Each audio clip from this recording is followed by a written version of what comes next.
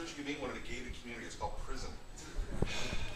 So normally for comedy, one of the first things you do, you start looking around the room, because found objects in the room are always good to start off with. And there's not much in this room, unfortunately, to like riff on. Usually I'll find something hanging on the wall, you know, or maybe I'll make fun of Carl. He could be in a shampoo commercial. You know, you look around the room for a little crowd work. There's not a lot to grab onto here, though. I mean, I could make fun of comic book nerds, but that's just too easy. So let's see, a little bit about me. I'm originally from San Francisco. If you're from San Francisco, you always get the same question. Are you gay? No, I'm not gay. I'm not even happy. Did grow up around a lot of gay people. Probably created more lesbians than summer softball league. I'm proud of that. Had a coworker who was transgender, actually. Went from male to female. Went from Michael to Michelle. It was a 2-year process. It was very courageous to watch. And at the end of it, I asked her, what is the hardest part about transitioning from male to female? I said, was it the first day you came to work dressed as a woman? She said, no, that felt natural. I said, well, you know, was it when you finally had the surgery and they cut off your penis? She said, no. I said, what's the hardest part about transitioning from a man to a woman? She said, it's when they cut 15% off my salary. I don't make this world. I just comment on it. Of course, this weekend we've seen a lot of gay pride parades, which I think is really cool. Growing up in San Francisco, we invented those back in the early 80s. Except back then we didn't call it a gay pride parade. We called it the AIDS Death March. Because it was 600 guys that looked like Skeletor coming up Market Street. Moms would take their teenage boys out there and go, this is why you wear a condom. It was a rough time. It's gotten better. So let's see, I moved out to Florida a couple of years ago. I like it. It's a sunny place full of shady people. It's lovely. It's a weird state. The farther north you go, the farther south you go. Don't get down to Miami much. If you see me driving through Liberty City, it means I'm playing Grand Theft Auto. I recently did get down to a little Haiti. I tried Haitian food. Delicious.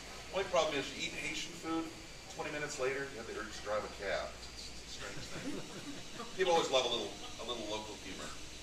When I moved here for a job. I had never been here. I did not know anybody at all. I literally moved here on a Wednesday, unpacked boxes for a couple days. Friday night, I think, I'll go out. I'll have a little fun. So I pull out a map. Oh, wait, you're young. A map. That's like a GPS for old people. You've never seen one. I pull out a map. I'm looking for some place that sounds nice to go. I don't know the area. I'm looking at it. Wilton Manors. That sounds classy. Let's go.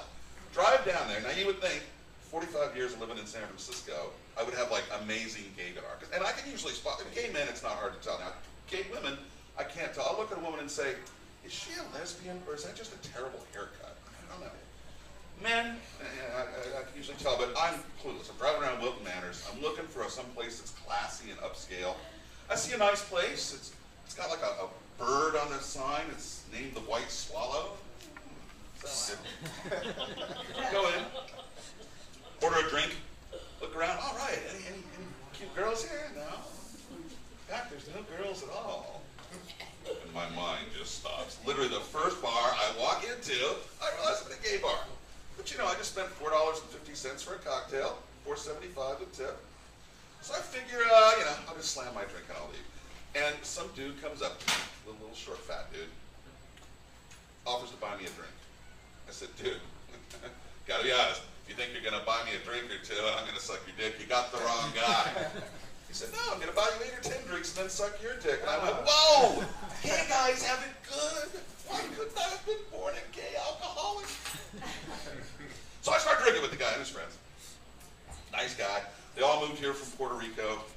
Pretty soon, we're out in the backyard of this bar. We got our shirts off. We're singing. I got a Puerto Rican flag around my shoulders. They're teaching me these Puerto Rican songs. It's awesome. And I'm thinking, man, I like these guys. I like hanging out with these guys. I really wonder, is it a lifestyle choice?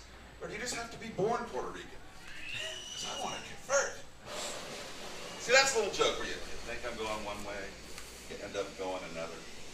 You can use the same premise in a more controversial way. If you really want to be controversial, you can do something like, they say they're born that way. But I think black people, it's something of a lifestyle choice. Because their parents chose to have a black child. They could have adopted a nice Asian kid. They could have had a Chinese boy. They could raise him and know the cops are never going to pull him over no matter how bad he drives. And he will. And he could do their taxes. Think what they'd save on TurboTax. Same premise, little nastier way. When I first moved down here, I was dating a nice girl. She was half Puerto Rican. We had kids, they'd be Puerto Rican, something like that. Only problem was she was a smoker. I don't smoke, never been a smoker. She smoked 2 packs a day. When she gave me a blowjob, I got a nicotine buzz. Broke up, I had to go on a patch. It was awful. It was awful. Dated a handicapped girl for a while. Pretty soon I realized I was only in it for the parking. And when I wanted to break up, she would not let go. I had to move to a place with stairs. It's a cruel joke. Went out with a girl recently. She said, I don't have sex on the first date. That's cool. I said, how about on the last date?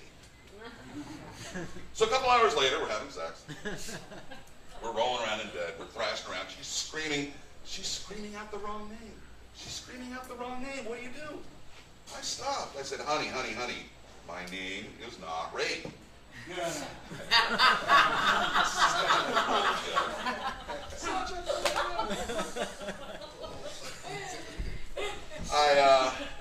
don't smoke pot anymore. Don't smoke it any less. You know, just even. I went down to the gym the other day, not to work out, just where my drug dealer likes to be. Yeah. And drug dealers in Florida are weird because anywhere else in the country, drug dealers specialize. You know, you want pot, you go to a pot dealer. You want cocaine, you go to a cocaine dealer. You want hallucinogenics, you go to my mom. Really, when Mama Beau makes her special mushroom sauce, everybody raves. But, you'll get that later. But, here, in Florida, every drug dealer sells every drug. They're like the Walmart of drugs. And personally, all I do is smoke pot. I don't do any other drugs. Just never had a taste for them. He's always trying to sell me, you know, cocaine or acid or some stuff that I don't do. This is how I know I'm old. He tried to sell me a drug I've never even heard of. They have drugs I don't even know about yet. He tried to sell me something called Molly. She's like, oh yeah, okay. I didn't know. I didn't know what I was. I had to ask him. He goes, well, it's this little pill. You can take it. You're like, twist it out of your mind for hours. And I went, oh, geez, that sounds actually pretty good. How much? He said $15. $15 for one pill? I said, I can't afford Molly. You got some Shaniqua or some Suela? I'm like, comic. I'm on a budget here, buddy. Yeah. I like to do topical stuff. I was reading the newspaper the other day. Oh wait, you're young. You've never seen one of those. A newspaper is like a website for old people. It's nice. I like to. Yeah, it is. Most old people things are. I like to read crime stories, so I turn to the sports section. You know, because that's where most of the crimes are. Don't follow sports. Don't know how many innings there are in a football game.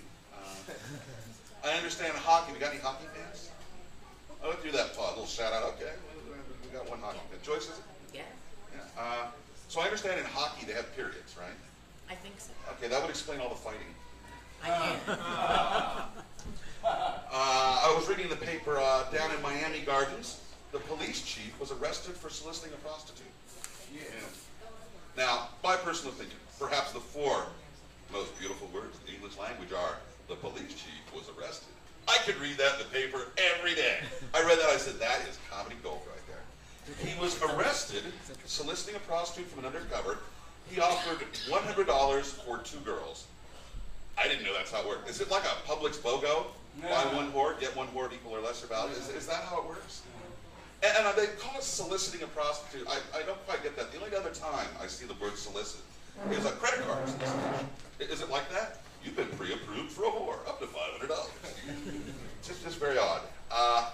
And really, I mean, morally, I don't care what you do. Personally, it doesn't work for me. I won't even use a public laundromat because there's been too many loads in that machine, much less a hooker. But, you know, really, it's like borrowing your buddy's flashlight. Oh, yeah, I'll give it to you as soon as everybody else is done. No. But why are the cops out, like, you know, doing undercover prostitution stings? I guess they couldn't do, like, trying to catch a predator, like, you know, people looking for underage kids for sex, because the only thing they'd catch is other cops. So, yeah. Lots of stuff in the news. I saw in the news it was the 3-year anniversary of Whitney Houston's death. Or as I call it, 3 years Whitney's been clean and sober. I saw that her daughter was found in a bathtub, comatose. You know? It's true what they say, the rock doesn't fall far from the pipe. That was a little cruel. Just a little cruel. What else do we want to talk about? Of course, all these mass shootings in the news. Terrible, terrible thing. White supremacists most horrible thing in the world. They're really giving white people a bad name. You look at our reviews on Yelp, we're down to 1 star. It's very negative. But you know, I have to wonder, the scene in that church, I mean, you're going to a church on a Wednesday, what better ticket to heaven is that, you know? I wonder if they really were true to their beliefs, you know? Are they sitting there going, send me to heaven? Should have been like Oprah giving away cars. You're going to heaven, and you're going to heaven, and you're going to heaven. Probably not like that, though. Probably a little more rough. Oh, that one is a little raw. That was mean. That one is kind of Not mean. bad. Sometimes It's good I though. do some mean stuff. Well, it is kind of true. You know, people have to have the convictions of their beliefs. I just hope when these old white racists actually do die off and they get to heaven, I hope God walks out and looks like Wiz Khalifa. Says, I'm glad that Joyce got that one, actually. I was kind of wondering. This guy's like, ooh. Carl will explain it to you. You'll Google it. It's call me. What else do I want to talk about before I wrap it up? Oh, you know, one of my favorite styles of comedy is the rant. Because a rant gives you, like, you build some good momentum. You can take it in a surprising direction. You can get a little bit angry. I kind of like the Lewis Black style of rant. And I'll give you an example of it. Everybody always says they support the troops. They always support the troops.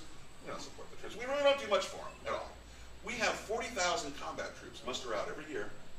And we don't do much for them. Now, this is an election year. We're going to spend $2 billion on this election to convince us that the other guy's a jerk. Of course he's a jerk. He's running for office. We know that. Imagine if we spent that on the troops.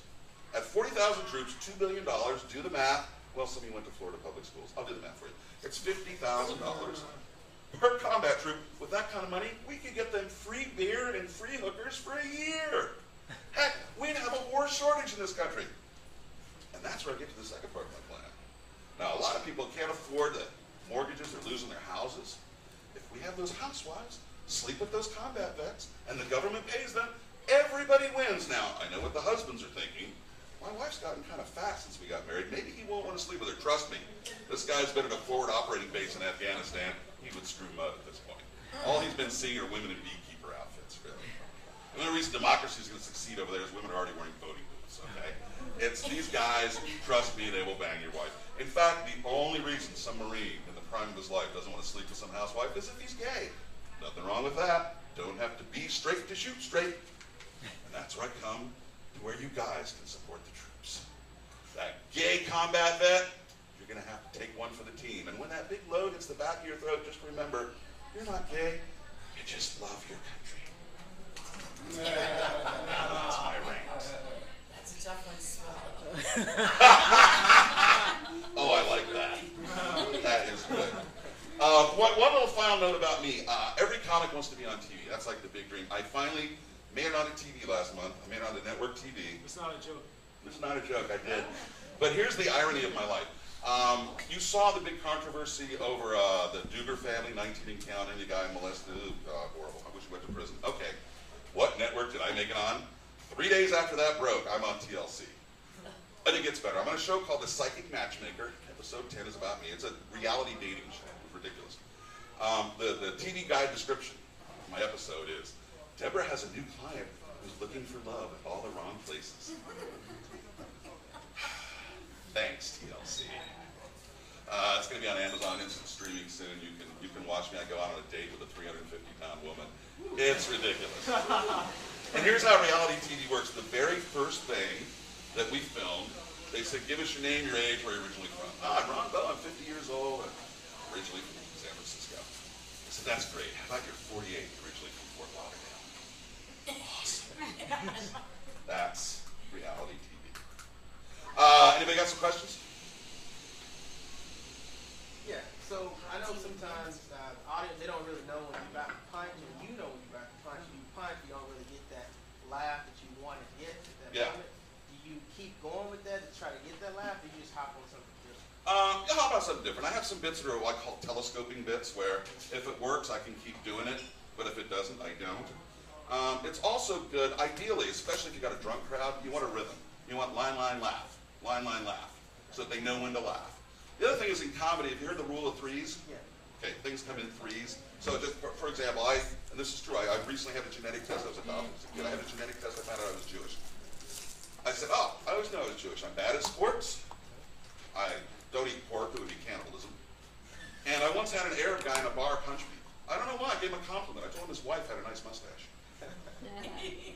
So the third one's just a little bit longer. It's got a little bit of a pause, but they know when it's coming.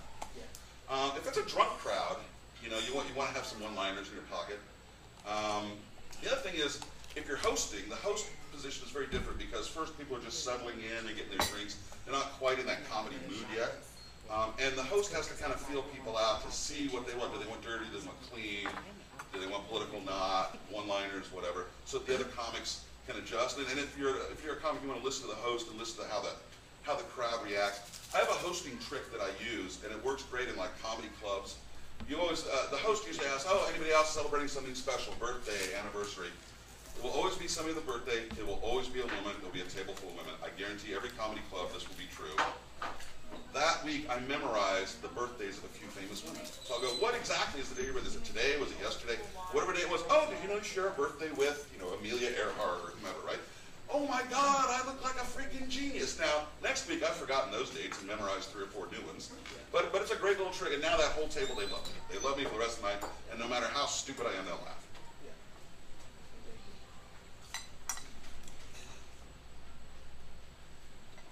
Just what a comic loves, silence. I'm sorry, I'm trying to suck it in and be as quiet as I can. Dina, you're working. I'm working, baby. Work the room, You're baby. all good. Plus, I love teachers. That's right. You tell me you're a teacher, you're cool with me. I was just going to tell you. As a teacher, you got to keep going. Every 5 minutes, you got to Yeah. change the page. Plus, look like you can kick my ass. So. That's why they gave me all the boneheads, because I'm so tall. Trying to make them. All right, Dina, I'm putting open mic a little bit. One more question. Yeah, sure, bro.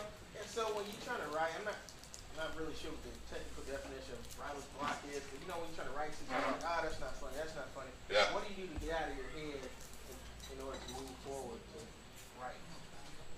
That's a tough one. You know, one thing I find is don't listen to your favorite comics because you find yourself trying to imitate them, you know? You got to kind of find your own groove. And I find things come to me at odd times, you know? Also, just with me, it'll seem like I won't write anything for weeks and then I'll just have like some creative burst and a lot of stuff will come out. But I also find you come up with a premise and then you try and hang jokes on it. And so sometimes the premise will come and the jokes aren't coming. I have a little spreadsheet, I put them in by topic. I keep them around for later. Or, you know, something that maybe it didn't work, but something comes up later that'll make it work. I had a George Zimmerman bit that it didn't work at first. And then it kind of eventually evolved into like a really, really good bit, you know. And he keeps popping back up in the news. So each time it's like, well, I could use that bit. But, you know, writer's block is a hard thing. It's always good sometimes to get together with some other comics and try and throw some premises out. I mean, I have stuff that it wouldn't work for me to do it, but it would work for somebody else. Like, you know, it might work for a female comic or it might work for a gay comic or something. I also find if you can do something that plays against type, I mean, you don't expect this guy to reference Wiz Khalifa, right? So it's funnier coming from me than it would be coming from somebody younger, right? So, you know, try and come up with something that's against type, and a lot of times that'll kind of jolt you out. But writer's block is probably the hardest thing, you know. Okay. Yeah, so about writing, when I write, I don't even care what people say. I write what I think is funny, and I kind of do watch comics a little, because I feel like certain things you could learn off of. For example, when I was watching Seinfeld, he had a style of joke where he goes, when I get old, I want to have this thing called a bucket list, a place to be with an F. I'm like, you know what, maybe I could use this style in my comedy. So I came up with a joke. I want to be part of a girl's bucket list, just a place to be with an S. So I kind of learned that from watching Seinfeld. So if you watch comics, you can kind of learn their style too. Also, real stories from your life. I mean, I was up in New York on a business trip. They put me in a crack motel. I had a really loud hooker working out of the room next door. She had a really thick Long Island accent. Every night I'm yelling, "Move up, water go, Daddy, give me water, you son of a bitch, move up, move up." Comedy freaking gold. I had a 4th of July. I was living in an all-black neighborhood in San Francisco, Potrero Hill. And the neighborhood bar, I would be like the only white guy around there. 4th of July, some kids are setting off fireworks in the middle of the street, cars are driving over them. I was half drunk. I walked out. I had a black wallet. I held it up. That's my driver's license thing. And I go, "Fire Marshal, San Francisco County Fire Marshal. Can't be doing this." They have a deep voice. The kids bought it. They said, "Well, you know, we want to set off our fireworks." I said, "Where do you live?" They said, "The apartment building down the corner." I said, "Well, just do it on the roof." And honest to God, I didn't think they knew I was drunk. 15 minutes later, they're setting off fireworks on the roof. Building catches fire. Fire department's coming. My buddies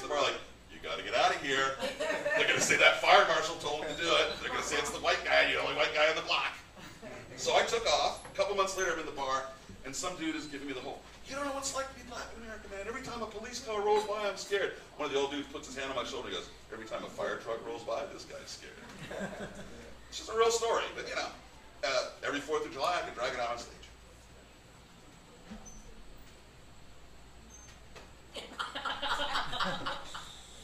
Or that look.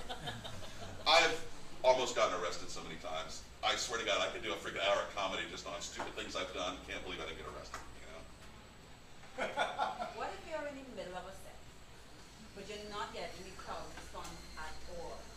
Do you just say goodnight and get off the stage, or do you just keep going? Because it's tough when people are just sitting there. It is. It is. Especially, sometimes once you lose a room, you can't get them back. I mean, they'll like you up to a point, and then you read the audience wrong, you say the wrong thing, and they don't like it. You know, a part of it depends. You know, if I'm getting paid to do a 45-minute set, I'm going to do a 45-minute set. You know, it's what they contracted for. Some rooms can be tough. I just did a Haitian birthday party a couple of weeks ago. You know, 45 minutes to a crowd that, you know, English is their second language. It wasn't easy, but you know, I got them over on my side. I said I have a Haitian friend. Told me how to wish you happy birthday in your language. I said, sus dick M, which is suck my cock in Creole. There was a pause and a big laugh. They're like, okay, he's a cool dude, you know. And so it kind of got the ice broken a little. But, you know, it can be tough. One thing I'm not a fan of is when comics go, oh boy, I'm bombing. Oh, that didn't work. Don't say that. If you just tell people they're having a great time, like I never ask the crowd, are you having fun? I tell them, you're having a great time, aren't you? You know, and people will just believe you.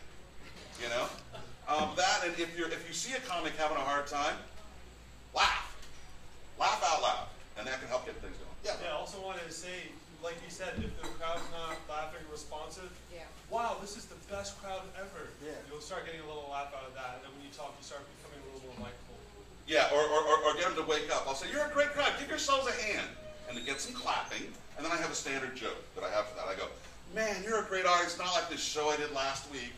I was up in Boca Raton, and you guys know Boca. Now they're all nodding. Yeah, and I go, you know, it's like being in an episode of The Walking Dead. Except in The Walking Dead, you'd see one black guy. So I'm talking to that crowd, and they're horrible, and they're just depressing, and they're just draining me. And I said to myself, I am never doing another show at a hospice.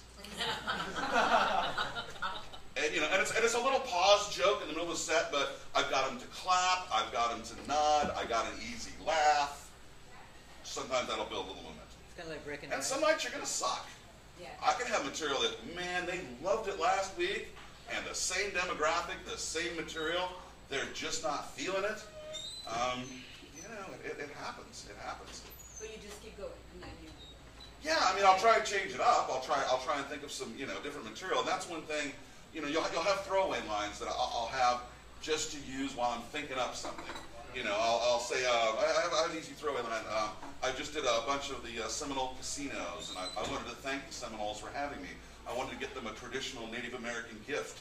But where do you find blankets infected with smallpox?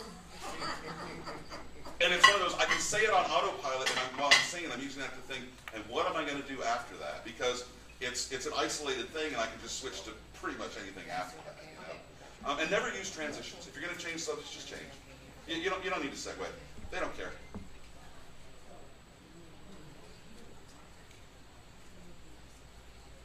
Yeah.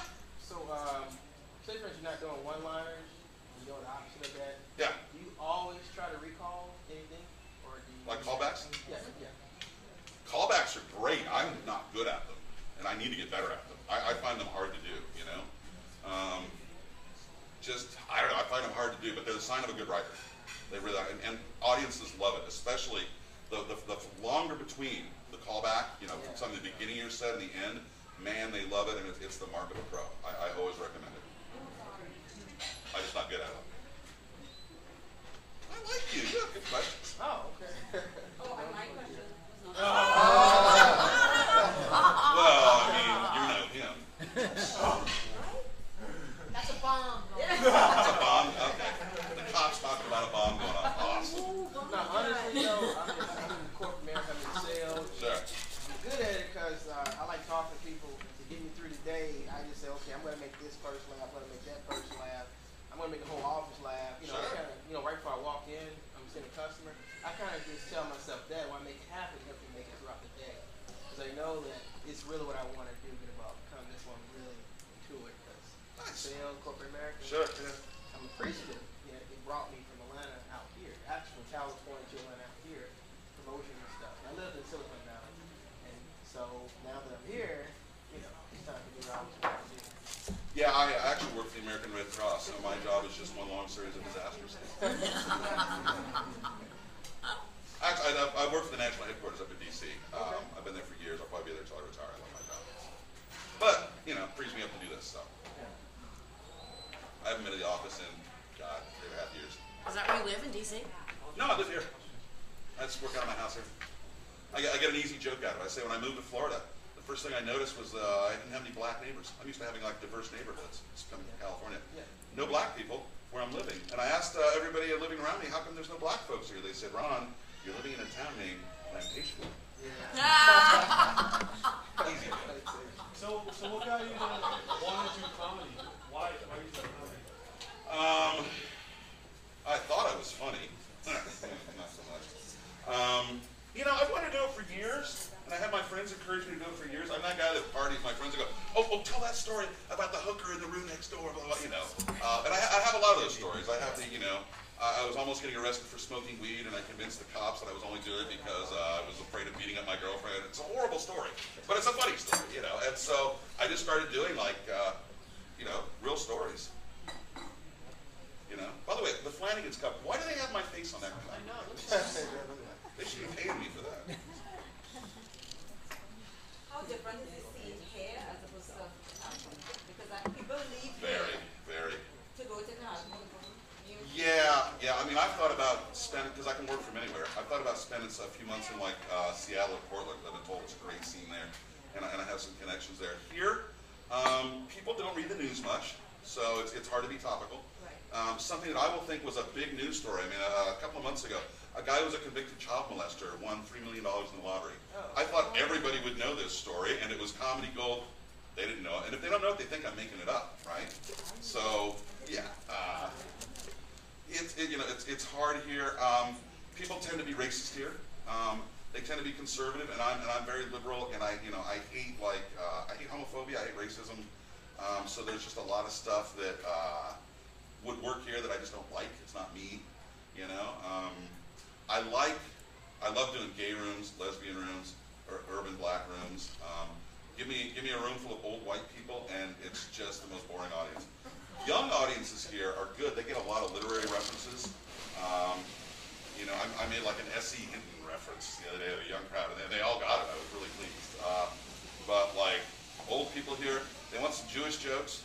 They want some New York jokes. They want Italian jokes. Jesus, I don't know why I started funny. I find crowds here are really hard. And like I did Asheville, North Carolina. I did Knoxville, Tennessee. I thought those crowds were probably more literary and educated than the average crowd I get down here, interestingly enough. I was also surprised for little towns like Knoxville had an amazing comedy scene. Like I saw 10 amazing comics in that town. And it kind of reminds you there are great comics everywhere. I mean, a lot of these young people go into it thinking, man, I'm going to be big, I'm going to be the next whatever, I'm going to be the next Louis C.K. There are a bazillion people doing this, and a lot of them are really good. I tell these young folks, get a plan B, like have an actual career, because the lottery makes more successful people than comedy does. Ooh, isn't that cheerful? Do you try to do as many contests and stuff like that? Or? I do. Well, I mean, first of all, one big key to comedy is do it a lot. Do it a lot. You know, my first year I sucked. I'm about 3.5 years in. I think I'm okay. I always say, give me 5 years to get halfway good, and I think that's a realistic time frame. I had a really good comic, Dave Williamson, tell me, it takes 5 years to really find your voice and your persona on stage, you know? And I find that's true. You know, I'm still learning to read audiences, but I think just lots of time, lots of experience. Some people say you should work on getting a great 5 minutes and do it over and over and over. Personally, I think you should try a lot of new stuff. You should write new stuff. 80% of the stuff I write, I think it's funny and it's not, it bombs. But you keep writing and you keep building up stuff. And then I can get up and do a comfortable 20 minutes, 30 minutes, right? Not a lot of comics can. A lot of people, more than 10 minutes, and they are just stuck. Okay, so I'm a musician and I can like borrow stuff like from other musicians and stuff like that. I know in the comedy world. No, oh God, nobody will book you. Nobody will respect you. Even if it's like a top, let's say like an old performer, a couple of years No, ago. definitely not. Definitely. And I've sat in a room and had a friend of mine who's a great student of comedy, my buddy Joel. He will sit there and he can listen to somebody set and he goes, so and so in the 80s, so and so in the 70s, and just pick it apart. You don't even do something that's similar. I mean, my Cheers show tonight, I had one of the comics say, I know you got this line about such and such, I have a similar joke, could you not do it? Sure, fine. I have a bit about my first prostate exam, right? Which is just freaking comedy gold. I know another comic that he has a bit about his first prostate exam. They're completely different bits, but if I'm going to show with him, there's no way I'm going to do that. I've had headliners say, could you not do this topic, could you not do that? The headliner for tonight, he doesn't want anybody else to be real dirty because he's real dirty, and he wants that to be contrasting. So, no, you definitely don't want to get anywhere near another comic stuff. And I've heard a comic that had a bit that I had something similar, and I go, okay, I won't use that bit anymore because it's just too similar in their thinking. How do you know what they're going to do that night, though? I mean, they could be doing different material. No, they could, and that's why I think it's good to listen to the other comics. Some comics don't bother listening to the other comics, and I think that's foolish because if you get up and you do something that sounds pretty similar to something somebody already did, or if somebody already made fun of your denim jacket, oh, 1976 call, they want the jacket back, right? And then another comic comes up and does pretty much the same riffing on your jacket, it's going to sound stupid. So I always recommend listen to the other comics, and often you'll do shows with the same people, you hear a lot of their material. A lot of these guys, they got 20 minutes, they do the same 20 minutes every time. They're a comic, I could do their whole act from memory, okay? So, yeah, I know what they're going to do, so I know what to steer clear of. With me, yeah, I try a lot of new stuff because I don't think you're going to get better, and I don't have any delusions of ever making it big or being successful or anything, so I don't mind trying new stuff. It's the only way you're going to learn and grow. Now, you're talking about book shows where you're a guest, you're Right. a feature or something, not an open mic. Open Right. mic, will you do a whole new joke combo, or will you do like the same stuff and throw a new joke in there, or how do you? It depends. If there's a bunch of civilians, maybe I'll use a couple of minutes of like tried and true to get them warmed up. Or I'll take something maybe I've reworked it, I've changed it around a little. But mostly I try to do new stuff. And like the other night, I was asked to host down at that bar. And you know what? I did 10 minutes of all new stuff because I had a bunch of civilians. I could road test it on them. Some of it worked, some of it didn't. But you know what? I wasn't getting paid. And so I'm going to use the experience to my advantage, you know? What made you want to open up your own room? I wanted to get a lot of experience. I wanted to do longer sets. I wanted to do 15, 20-minute sets. These little 5-minute sets, I think, don't teach you a lot. You can't do that much in 5 minutes. You can't do longer stories. And I wanted leverage. I want to book comics so that they'll book me in their shows. So if I'm running a room, I get some leverage that way, you know? Also, I need to build up a couple of videos. I'm on a website called Gig Salad, and it's mostly musicians. There's not many comics, but I get 2 or 3 paid gigs a month out of that. So I need like a couple of good videos to put up on there. A place where I could get people, you know, come see me if they're thinking about hiring me. So, you know. Where's it? Where is your? Cheers at Sunrise. Oakland Park and Pine Island. That's where we did our gig? Yes. I'm sorry? Yes. Where we did our gig? Yes, yeah. Well, that was the first time. First I time do it the last Sunday of every month. I'm doing it tonight. Tonight I have Very Simple, Revenge of the Nerds 2. He's on HBO. Does a voice in Boondocks. He's done a ton of TV work. And then he made a bunch of money writing. And now he's trying to get back into doing stand-up, so he's doing like a dozen small rooms to kind of get back in the game. So I got, a couple months ago I had Mike Kaplan, who was a great Netflix special. He happens to have family down here. He's going to be seeing his family down here. He heard it was a nice room. He said, can I headline? Yeah, sure, bro, of course. I get some people that, you know, they're down here, they're doing like a Friday, Saturday show, they're not flying out till Monday. That'll be my room Sunday night. And these are booked people, I mean, are this them open mic? No. No, I try to not host open mics. I mean, I'll go to them, but hosting them is... I've hosted open mics where literally we started at like 8 and we finished at midnight. Yeah. And there was a lot, and there were people still coming in at like 11:30 asking why they couldn't sign up. Well, it's only 5 more minutes to it. I'm like, I've been here 4 freaking hours and you show up at 11:30? Yeah, I don't think so. And some of them are pretty painful. You know? Some of them are people that, they always wanted it was on their bucket list.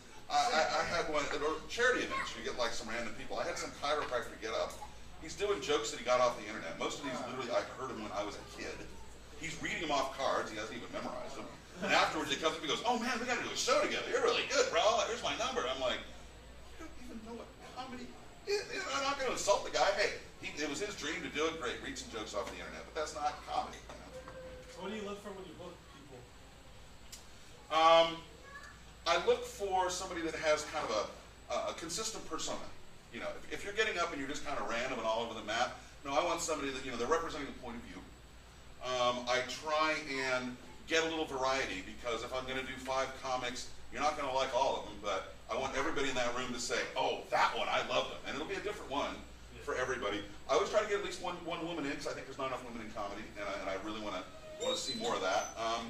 And I try and do stuff that will shake the room up. So, for example, Cheers, the crowd is kind of working class redneck.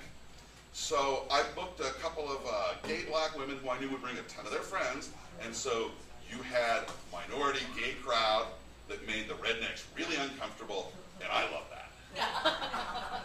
Literally, the rednecks were like moving to the back of the room and kind of grumbly. And you could just tell, man, somebody was invading their bar, and I'm like, yes. And meanwhile, the owner's like, "New people in my bar are spending money. Awesome." You want them to do 15 to 20 minutes, right? Yeah. I like people to do longer sets. And then I always say, you got to remember, your job as a comic is to get people to drink.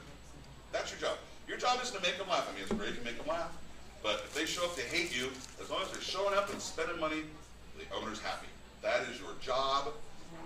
Get them to spend money. If your friends are showing up and they're not spending any money, they're not doing any good.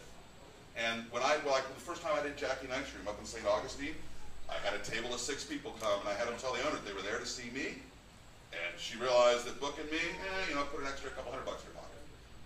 Always a good thing. Do you, one thing too, you guys probably got this too, you tell a friend or someone you don't know, "Hey, I'm getting into comedy, I'm a comedian." What's the first question they ask you? Why? Tell me something funny. Yeah. Should I, address God, that I hate one liner? that. Yeah, I find it annoying. They'll go, "Tell me a joke, and I'm a professional comic, pay me." Okay. You I'm know, not gonna use it. and I'll say, I'm not really a one-liner comic, or I will throw out something that I use as an icebreaker. But yeah, I'm not a fan of that. Or "Are you funny?" No, I'm not funny. I get by on good looks, obviously. What do you think, idiot? Your friends will always say they're going to come to your show, and they won't. I have neighbors who are like, "Oh man, when are you doing comedy? I so want to see you." I'm like, "It's Cheers. It's 2 minutes from our house. It's every month." "Oh man, my aunt is sick, and I got to wash my dog." Whatever. So yeah, your friends will show up once and never again. You can never tell. The first time I headlined was up in Delray Beach, and I was kind of nervous. I had to do 40 minutes, and that's a long set. And one of my friends down here got like a dozen people to all drive up and show up as a surprise. And it was awesome, but then I thought, these people just saw me last week, and I was going to do a whole bunch of stuff they already heard. So I just changed my set list at the last minute. So, you never know. Sometimes your friends will show up to support, but generally, they're not going to. Not this movie. The worst is people go, "I got a joke you got to use." Yeah. "Oh, you mean one I already heard before? One you saw on the internet?" Yeah, no. I'll politely sit through it. "Oh yeah, that's an awesome joke too." Now, I just want to let you guys know we're going to start the open mic at 6 in 5 minutes, so please make sure to ask all your questions to him if we can answer them. He's a good resource. Any, Do you ever fake your orgasms? Sorry? What my orgasms? I'm interested now. Do I ever what my orgasms? I care. you guys can talk after. Oh, do I ever fake your? Oh, At my age? Are there any more questions? You guys can give her With you, yes, I would have to fake.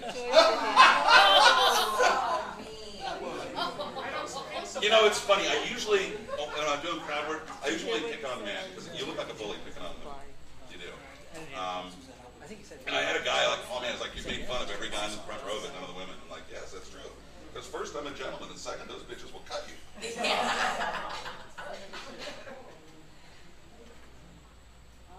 My country joke is out. Who do you like watching for comedians? Or you don't watch any comedians at all? Well, no, I watch a lot of comedians. Jim Jeffries, Amy Schumer, I think is awesome. Sarah Silverman, Bill Burr. it's funny, when I was seeing Amy Schumer, I saw her at a really small venue, and she asked the crowd, "Who are your favorite comics?" And I yelled out Bill Burr, and she's like, "I love him." So I thought it was a cool thing. Everybody likes Louis C.K. I'm a big fan of Louis Black. I like that ranty style. I generally like anybody that tends to be a little more topical, political. I tend to like that stuff. And you know, in the car, I put on the Comedy Central channel a lot, and I hear a lot of cool stuff on there. You know. Do you like? Do you prefer like clean stuff to dirty stuff, or in between? Or? I tend to like clean stuff, and I tend to do more clean stuff. I mean, I do controversial stuff. You know, I have a whole bit on the 10 Commandments. Why is there a commandment that says don't fuck children? You know. So yeah, it's a little controversial. I did it at Catholic University fundraiser. That was awesome. Video. Tense moment in the room. But like, just like filthy stuff, no. Like I think I only have one joke where I swear, and I only do. You have to swear because the joke is premised on it. Generally, if you don't have to swear, don't. It's an easy, cheap out, and it becomes numbing. Pretty soon, people just ignore it. So, you know, I tend to like clean, and also, if you want to make money at this, clean comedy is where you make money. Corporate events, that's where all the money is. I've had a booker at a casino tell me, she goes, any comic that can do 20 really clean minutes, non-controversial, no religion, no politics, like I will make you money every week, you know? And there's not many people that can do that. A lot of the best money-making comics are people you've never heard of because they're doing nothing but corporate events. And also, I do, there's good money in improv as versus stand-up.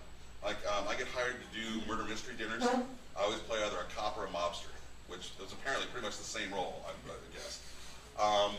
I've done, you know, these corporate improv events. Some of them are ambush events where the people don't know that you're going to be doing this, and it's kind of a surprise, you know.